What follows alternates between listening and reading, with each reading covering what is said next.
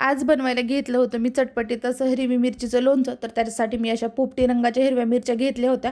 तर ह्या मिरच्या थोड्याशा कमी तिखट असतात आणि मधोमध अशा आपल्याला कट करून घ्यायच्यात, जेणेकरून आपला मसाला जो आहे तो पूर्णपणे मध्ये जातो. तर इथं सगळ्या मिरच्या ज्या आहेत ते मी मध्ये कट करून घेतलेल्या होत्या. तर चला आता मसाला बनवून घेऊया. तर मसाल्यासाठी मी इथं ना 2 चमचे जिरे घेतलेले होते आणि त्याच्यामध्येच 1 चमचा मेथी दाणे घेतले आणि 3 चमचे जे आहेत ते मोहरी घेतली. तर माझ्याकडे इथं मोहरीची डाळ नव्हती म्हणून मी थोडीशी मोहरी जास्त घेतली. आता त्याला आपलं हलकंसं एकदम गरम करून घ्यायचं, जेणेकरून म्हणजे जिऱ्याचा वास येतो ना तोपर्यंत त्याला गरम करून घ्यायचं. आणि त्याच्यामध्ये जे आहे ते मी 3.5 चमचे मीठ घेतलेलं आहे. मीठ पण थोडंसं हलकंसं गरम करून घ्यायचं आणि आता हे सगळं आपल्याला मिक्सरच्या भांड्यामध्ये वाटून घ्यायचं.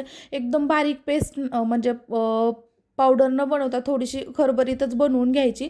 तर पावडर बनवून घेतली आणि आता त्या फोडणीसाठी मी इथं थोडंसं तेल घेतलं. तेलामध्ये जिरे आणि मोहरीची थोडीशी फोडणी घातली आणि त्याच्यामध्येच आपल्याला घालायचा आहे ठेचलेला लसूण.